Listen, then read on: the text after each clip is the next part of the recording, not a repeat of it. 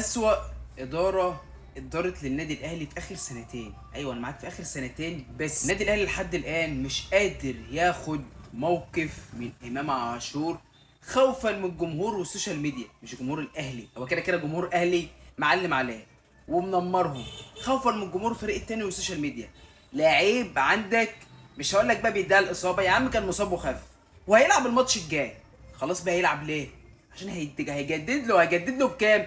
ب 25 مليون و10 مليون مكافآت فوز وبطولات ومش عارف ده 35، واكتر من 20 مليون عقد كل سنه اعلانات. يعني امام عاشور داخل له في ال 55 60 مليون في الموسم.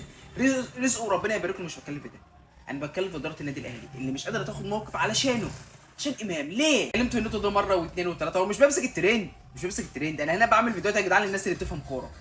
هنا انا بعمل فيديوهات للناس اللي بتفهم كوره، الناس اللي بتفهم هي اللي بتعمل لايك وهي اللي بتقول له صح ومش عارف ايه.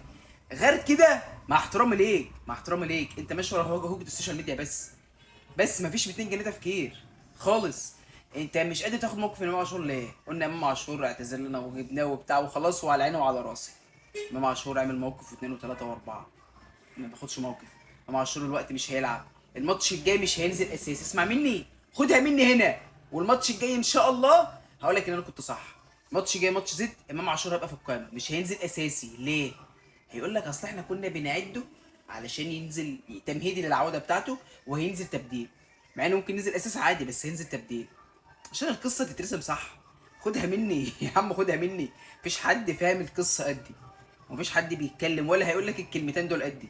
فعلشان كده انا عايزك تسمع الفيديو وتعمل له لايك وشير وتشير علشان الفيديو ده يوصل للناس. بس كده.